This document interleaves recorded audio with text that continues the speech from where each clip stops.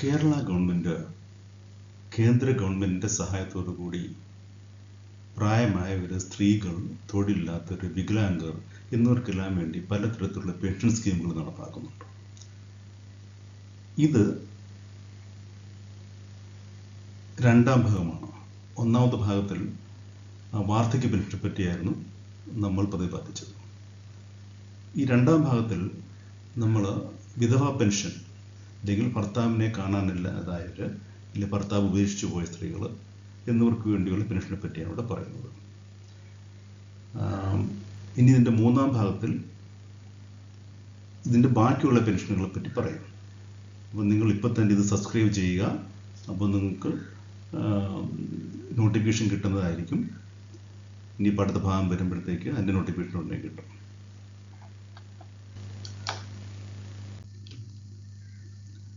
നമ്മുടെ ഇന്ദിരാഗാന്ധി ദേശീയ വിധവാ പെൻഷൻ സ്കീമിനെ പറ്റിയാണ് ഇവിടെ പ്രതിപാദിക്കുന്നത്.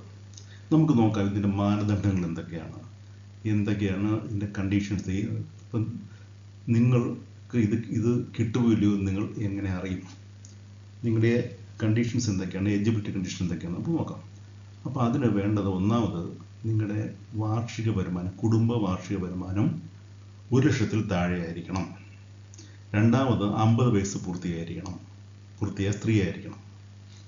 പിന്നെ നിങ്ങൾ വിധവയോ ഇല്ലെങ്കിൽ 7 വർഷത്തിലധികമായി ഭർത്താവിനെ കാണാനില്ലാത്തവരോ ആയിരിക്കണം. ഇല്ലെങ്കിൽ ഭർത്താവ് ഉപേക്ഷിച്ചു പോയിട്ട് 7 കൊല്ലം കഴിഞ്ഞ് വരും. പക്ഷെ ഒരു കണ്ടീഷനുള്ളത്, രണ്ടാമത് വിവാഹം കഴിച്ചിരിക്കരുത്. അതുപോലെ നിങ്ങൾക്ക് എന്തെങ്കിലും സർവീസ് പെൻഷനോ ഇല്ലെങ്കിൽ എന്തെങ്കിലും കുടുംബ പെൻഷനോ മറ്റോ കിട്ടാൻ പാടില്ല. അതുപോലെ നേരത്തെ പറഞ്ഞിരുന്നു, നിങ്ങൾ വീണ്ടും വിവാഹം കഴിച്ചിരിക്കാൻ പാടില്ല എന്ന് പറഞ്ഞു. അതുപോലെ ഇൻകം ടാക്സ് കൊടുക്കുന്നവരായിരിക്കാൻ പാടില്ല. പക്ഷേ മറ്റ് സാമൂഹിക പെൻഷനുകൾ നിങ്ങൾക്കൊന്നും തന്നെ കിട്ടാൻ പാടില്ല. അതായത് നിങ്ങൾ വാർഷിക പെൻഷൻ വാങ്ങിച്ചുകൊണ്ടിരിക്കുന്നവരാണെങ്കിൽ ഇതിനു വേണ്ടി അപ്ലൈ ചെയ്യാൻ നിങ്ങൾക്ക് പറ്റുകയില്ല. പക്ഷേ വികലാംഗ പെൻഷൻ കിട്ടുന്നവരാണെങ്കിൽ ഈ കുഴപ്പമില്ല. അതുപോലെ നിങ്ങളുടെ പേരിലോ നിങ്ങളുടെ ഫാമിലിയിലുള്ള ആരുടെയെങ്കിലും പേരിലോ 2 ഏക്കറിൽ കൂടുതൽ വസ്തു ഉണ്ടായിരിക്കാൻ പാടില്ല. പക്ഷെ ഇത് പട്ടികവർഗത്തിന് ബാധകമല്ല. മറ്റ് സാമൂഹ്യക്ഷേമ പെൻഷന് വേണ്ടി നിങ്ങൾ അപേക്ഷിച്ചിരിക്കാൻ പാടില്ല. അതായത് നിങ്ങളിപ്പം വാർദ്ധക്യ പെൻഷന് വേണ്ടി അപേക്ഷിച്ചിട്ടുണ്ട്, പക്ഷെ അതിന് മുകളിൽ തീരുമാനമായിട്ടില്ല. പക്ഷെ നിങ്ങൾ വീണ്ടും ഈ പറയുന്ന വിധവാ പെൻഷന് വേണ്ടി അപ്ലൈ ചെയ്യുകയാണ്. അങ്ങനെ ചെയ്യാൻ പറ്റില്ല. ഓൾറെഡി നിങ്ങൾ അപ്ലൈ ചെയ്തിട്ടുണ്ടെങ്കിൽ അതിൻ്റെ തീരുമാനം വരാതെ ഇതിനു വേണ്ടി അപ്ലൈ ചെയ്യാൻ പറ്റുകയില്ല. അതുപോലെ നിങ്ങളുടെ വീട്ടിൽ 4 അതിലധികമോ വീലുകളുള്ള വാഹനങ്ങൾ ഉണ്ടായിരിക്കാൻ പാടില്ല. 1000 cc കൂടുതൽ കപ്പാസിറ്റിയുള്ള, എഞ്ചിൻ കപ്പാസിറ്റിയുള്ള വാഹനങ്ങൾ, അതിൽ അംബാസഡർ കാറ് മാത്രം അതിനകത്ത് നിന്ന് ഒഴിവാക്കിയിട്ടുണ്ട്. അതുപോലെ നിങ്ങൾ ആരുടെയും ചിലവിലായിരിക്കാൻ പാടില്ല, ആരുടെ സംരക്ഷണയിലായിരിക്കാൻ പാടില്ല. അതുപോലെ കേന്ദ്രത്തിൽ നിന്നോ സംസ്ഥാന സർക്കാരിൽ നിന്നോ ശമ്പളമോ പെൻഷനോ കുടുംബ പെൻഷനോ ഒന്നും ലഭിക്കുന്ന വ്യക്തിയായിരിക്കാൻ പാടില്ല. യാചകയായിരിക്കാൻ പാടില്ല.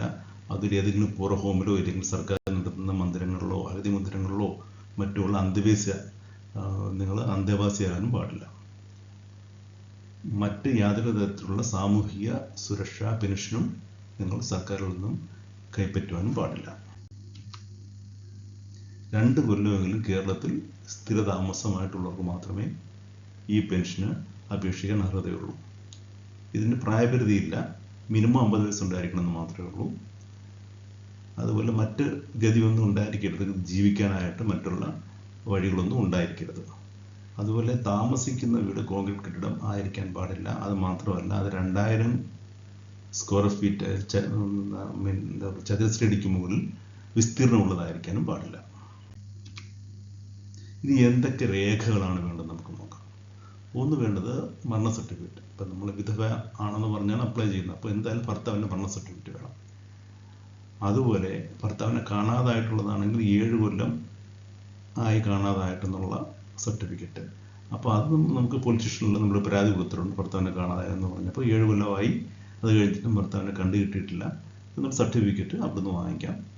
പിന്നെ ഉപേക്ഷിച്ചു പോയി എന്നുള്ള സർട്ടിഫിക്കറ്റ് നമുക്ക് കാണിക്കാം. അത് നമ്മുടെ നമ്പർ വഴിയോ മറ്റും നമുക്ക് വാങ്ങിക്കാവുന്നതാണ്. പിന്നെ 2 കൊല്ലമെങ്കിലും കേരളത്തിൽ സ്ഥിരതാമസമാണെന്ന് തെളിയിക്കുന്ന സർട്ടിഫിക്കറ്റ് വില്ലേജിൽ നിന്നോ മറ്റും നമുക്ക് വാങ്ങിക്കേണ്ടി വരും. പിന്നെ വരുമാന സർട്ടിഫിക്കറ്റ്, ആധാർ കാർഡിൻ്റെ കോപ്പി, അതുപോലെ വോട്ടേഴ്സ് കാർഡ്, നിങ്ങൾ വോട്ട് ചെയ്യാനുള്ള ഇലക്ട്രൽ കാർഡിൻ്റെ കോപ്പി വേണം, റേഷൻ കാർഡിൻ്റെ കോപ്പി വേണം, ഒരു ബാങ്ക് പാസ്ബുക്കിൻ്റെ കോപ്പി വേണം. അതുപോലെ നിങ്ങൾ വീണ്ടും വിവാഹിത ആയിട്ടില്ല എന്ന് തെളിയിക്കുന്ന ഒരു സാക്ഷ്യപത്രം വേണം. അത് നിങ്ങൾക്ക് 4000 രൂപയിൽ താഴെ EPF പെൻഷൻ മൂലം കിട്ടുന്നുണ്ടെങ്കിൽ അതിൻ്റെ പാസ്ബുക്ക്, പ്രായം തെളിയിക്കുന്ന സർട്ടിഫിക്കറ്റ്. അപ്പോൾ ഇതിനകത്ത് നമുക്ക് കിട്ടുന്ന പെൻഷൻ 1600 രൂപയാണ് മാസം കിട്ടുന്നത്. അത് 1/4/21 മുതൽ 2021 മുതൽ 1600 രൂപ കിട്ടുന്നുണ്ട്. ഇത് കേന്ദ്രത്തിൻ്റെ ഷെയർ, അവർ തരുന്ന സഹായം എന്ന് പറയുന്നത് മാസം 200 രൂപയാണ്. അത് 79 വയസ്സ് വരെ. അതിനുശേഷം 500 രൂപ വെച്ച് തരും. ഇനി എന്താണ് ഇതിൻ്റെ നടപടിക്രമം, എങ്ങനെയാണ് നമ്മൾ ഇതിന് ആപ്ലിക്കേഷൻ കൊടുക്കേണ്ടതെന്ന് നോക്കാം. അതിന് നമ്മൾ അപേക്ഷ നിർദ്ദിഷ്ട ഫോമിൽ കൊടുക്കേണ്ടത് പഞ്ചായത്ത് സെക്രട്ടറിക്കോ ഇല്ലെങ്കിൽ മുനിസിപ്പാലിറ്റിയുടെ സെക്രട്ടറിക്കോ കോർപ്പറേഷൻ സെക്രട്ടറിക്കോ ആയിരിക്കും. നിങ്ങളിപ്പം പഞ്ചായത്തിലാണെങ്കിൽ പഞ്ചായത്ത്, ടൗണിലാണെങ്കിൽ മുനിസിപ്പാലിറ്റി, അല്ലെങ്കിൽ കോർപ്പറേഷനിലാണെങ്കിൽ കോർപ്പറേഷൻ സെക്രട്ടറി.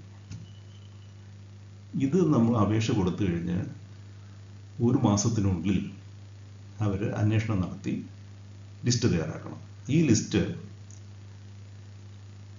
കളക്ടർക്ക് അയച്ചു കൊടുക്കുന്നു. അപ്പോൾ ആ കൊടുക്കുന്ന ലിസ്റ്റിൽ എന്തെങ്കിലും അപാകത ഉണ്ടെന്ന് നിങ്ങൾക്ക് തോന്നിയാൽ നിങ്ങൾക്ക് അപ്പീൽ കൊടുക്കാവുന്നതാണ്. 1 മാസത്തിനുള്ളിൽ അപ്പീൽ കൊടുത്താൽ അവർ 1 മാസത്തിനുള്ളിൽ തീരുമാനമെടുക്കണം.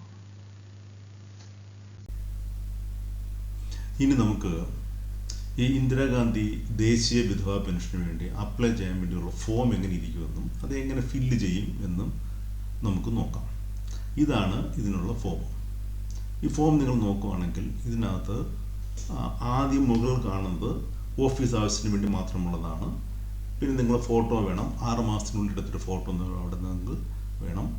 പിന്നെ ഇതിനകത്ത് നിങ്ങൾ ഏത് വിഭാഗത്തിൽ പെടുന്നതാണ്, പൊതുവിഭാഗമാണോ, പട്ടികജാതിയാണോ, പട്ടികവർഗമാണോ തുടങ്ങിയ കാര്യങ്ങളൊക്കെ ഇതിൽ പറയണം. നിങ്ങളുടെ പേരും മറ്റും മലയാളത്തിൽ ഇംഗ്ലീഷിലൊക്കെ എഴുതണം. വാർഡ് നമ്പർ, വീട്ട് നമ്പർ, പിന്നെ നിങ്ങളുടെ address, pincode, mobile number, ration card number, എത്ര വരുമാനമുണ്ട് എന്ന് കാണിക്കണം. നിങ്ങളെ വാർഡ് മെമ്പറിലെ കൗൺസിലറുടെ പേര്, അതുപോലെ ബാങ്ക് വഴി വിതരണമാണ് ഉദ്ദേശിക്കുന്നതെങ്കിൽ ആ ബാങ്കിൻ്റെ ഡീറ്റെയിൽസ്, പിന്നെ നിങ്ങളതുപോലെ സർവീസ് പെൻഷൻ കിട്ടുന്ന ആളാണോ എങ്കിൽ അതിൻ്റെ കാര്യം, അതൊരു ഇൻകം ടാക്സ് കൊടുക്കുന്നുണ്ടോ, പ്രൊവിഡൻറ്റ് ഫണ്ട് ഉണ്ടോ, നിങ്ങൾക്ക് എത്ര സ്ഥലമുണ്ട്, 2 ഏക്കറിന് മുകളിൽ സ്ഥലമുണ്ടെന്ന് അറിയാൻ വേണ്ടിയാണത്. അതുപോലെ എത്ര കാലമായിട്ട് കേരളത്തിൽ താമസിക്കുന്നു, അത് നിങ്ങൾക്ക് വേറെ ആരെങ്കിലും എന്തെങ്കിലും പൈസ മറ്റ് തരുന്നുണ്ടോ, അഗതിയാണോ, അതുപോലെ പ്രായപൂർത്തിയായ ആൺമക്കളുണ്ടോ പെൺമക്കളുണ്ടോ, എത്ര പേരുണ്ട്, അത് മൂത്ത മകൻ്റെ പ്രായം, BPL ആണോ, പിന്നെ സർട്ടിഫിക്കറ്റുകൾ, നിങ്ങളെ പ്രായം തെളിയിക്കുന്ന സർട്ടിഫിക്കറ്റ്, അത് സ്കൂൾ സർട്ടിഫിക്കറ്റ് ആകാം, ജനറൽ സർട്ടിഫിക്കറ്റ് ആകാം, പള്ളിയിൽ നിന്നും മറ്റുള്ള സർട്ടിഫിക്കറ്റ് ആകാം. അതുപോലെ ഇലക്ഷൻ കാർഡിൻ്റെ ഡീറ്റെയിൽസ്, ആധാർ കാർഡ്, അതുപോലെ വയസ്സ് തെളിയിക്കുന്ന രേഖ, അതുപോലെ നിങ്ങൾക്ക് എന്തെങ്കിലും ശാരീരികമായ എന്തെങ്കിലും ബുദ്ധിമുട്ടുകളുണ്ട് എന്ന് തെളിയിക്കുന്ന രേഖ, ഭർത്താവിൻ്റെ ഭരണ സർട്ടിഫിക്കറ്റ്, വീണ്ടും വിവാഹം കഴിച്ചിട്ടില്ല എന്നുള്ള സർട്ടിഫിക്കറ്റ്, നിങ്ങളുടെ വരുമാന സർട്ടിഫിക്കറ്റ്, അങ്ങനെ പല കാര്യങ്ങളിൽ ഇതിൽ നമ്മൾ കൊടുക്കേണ്ടതുണ്ട്. അതുപോലെ ഇതുപോലെ തന്നെ പറയുന്ന റേഷൻ കാർഡിൻ്റെ ആദ്യത്തെ പേജിൻ്റെയും, അതുപോലെ പെൻഷനാണെങ്കിൽ അത് പെൻഷൻ വാങ്ങിക്കുന്നവരാണെങ്കിൽ അതിൻ്റെ പേജിൻ്റെയൊക്കെ ഫോട്ടോ കോപ്പിയൊക്കെ കൊടുക്കണമെന്ന് പറയുന്നുണ്ട്. ഓക്കെ, അപ്പോൾ ഇതെല്ലാം കൊടുത്തിട്ട് നിങ്ങൾ അത് സൈൻ ചെയ്ത് ഈ പറഞ്ഞ തീയതിയും സ്ഥലമൊക്കെ എല്ലാം കാണിച്ച് ഒപ്പിട്ട് നിങ്ങൾ ഈ പറഞ്ഞ സെക്രട്ടറിക്ക് പഞ്ചായത്ത് സെക്രട്ടറിക്കോ മുനിസിപ്പൽ സെക്രട്ടറിക്കോ കോർപ്പറേഷൻ സെക്രട്ടറിക്കോ വഴി വേണം നിങ്ങൾ അപ്ലൈ ചെയ്യാനായിട്ട്. ഇത് നേരിട്ട് കൊടുക്കുന്ന രീതിയാണ്. ഇത് കൂടാതെ നിങ്ങൾക്ക് ഓൺലൈനായിട്ട് വേണമെങ്കിലും അപ്ലൈ ചെയ്യാം. ഓൺലൈനായിട്ട് നിങ്ങൾക്ക് അപ്ലൈ ചെയ്യണമെങ്കിൽ welfarepension.lsgkerala.gov.in എന്ന സൈറ്റാണ്. അതിൽ കയറി നിങ്ങൾ പുതുതായിട്ട് രജിസ്റ്റർ ചെയ്യാനാണ്. പുതുതായിട്ട് രജിസ്റ്റർ ചെയ്ത് നിങ്ങളുടെ പേരും മൊബൈൽ നമ്പറും ഇമെയിലൊക്കെ കൊടുത്താൽ നിങ്ങൾക്കൊരു നമ്പർ കിട്ടും. ആ നമ്പറിനകത്ത് അപ്ലൈ ചെയ്ത് നിങ്ങൾക്ക് ഇതിനകത്ത് കയറാവുന്നതാണ്. കയറി നിങ്ങൾക്ക് ലോഗിൻ ചെയ്യാം. അപ്പോൾ ലോഗിൻ ചെയ്താൽ ഫയൽ നിങ്ങൾ ഇതിൽ ഈ പറയുന്ന ആപ്ലിക്കേഷൻ കാണിച്ച എല്ലാ ഡീറ്റെയിൽസും ഇതിനകത്ത് ഫില്ല് ചെയ്യും. നിങ്ങൾക്ക് ഈ പറഞ്ഞ രേഖകൾ അപ്ലോഡ് ചെയ്യുകയും ചെയ്യാൻ പറ്റുന്നതാണ്. ഓക്കെ, അപ്പം ഞാൻ വളരെ വിശദമായിട്ട് കാര്യങ്ങൾ നിങ്ങൾക്ക് പറഞ്ഞു തന്നു. ഈ പെൻഷൻ എന്താണ്, ആർക്കാണ് കിട്ടുന്നത്, ഇത് കിട്ടാൻ വേണ്ടി ഉള്ള രേഖകൾ എന്തൊക്കെ വേണം, അല്ല നിങ്ങൾക്ക് കിട്ടാൻ വേണ്ടി നിങ്ങൾക്ക് എന്തൊക്കെ ക്രൈറ്റീരിയ, അല്ലെങ്കിൽ എന്തൊക്കെ മാനദണ്ഡങ്ങൾ പ്രകാരമാണ് കിട്ടുന്നത്, എത്ര രൂപ പെൻഷനാണ്, അതിൽ കേരള ഗവൺമെൻറ് ഷെയർ എത്രയാണ്, അതുപോലെ സെൻട്രൽ ഗവൺമെൻറ് ഷെയർ എത്രയാണ്, അതിൽ എല്ലാ കാര്യങ്ങളും വളരെ വിശദമായിട്ട് നിങ്ങൾക്ക് പറഞ്ഞു തന്നു. ഇനിയും അപ്പോൾ നിങ്ങൾ ഇപ്പോൾ തന്നെ ഈ ചാനൽ സബ്സ്ക്രൈബ് ചെയ്യുക. ഇനിയും ഇതുപോലെയുള്ള പെൻഷനെ പറ്റിയും എന്തെങ്കിലും മറ്റ് കാര്യങ്ങളെപ്പറ്റി നിങ്ങളുമായിട്ട് ബന്ധപ്പെടുന്ന കാര്യങ്ങൾ വരുമ്പം അപ്പം തന്നെ നിങ്ങൾക്ക് നോട്ടിഫിക്കേഷൻ കിട്ടുന്നതായിരിക്കും. അതുകൊണ്ട് ഇപ്പോൾ തന്നെ നിങ്ങൾ ഇത് സബ്സ്ക്രൈബ് ചെയ്യുക. അപ്പോൾ ഈ പറയുന്ന വീഡിയോ വളരെയധികം നിങ്ങൾക്ക് പ്രയോജനപ്പെട്ട് കാണുമെന്ന് ഞാൻ കരുതുന്നു. Okay, thank you.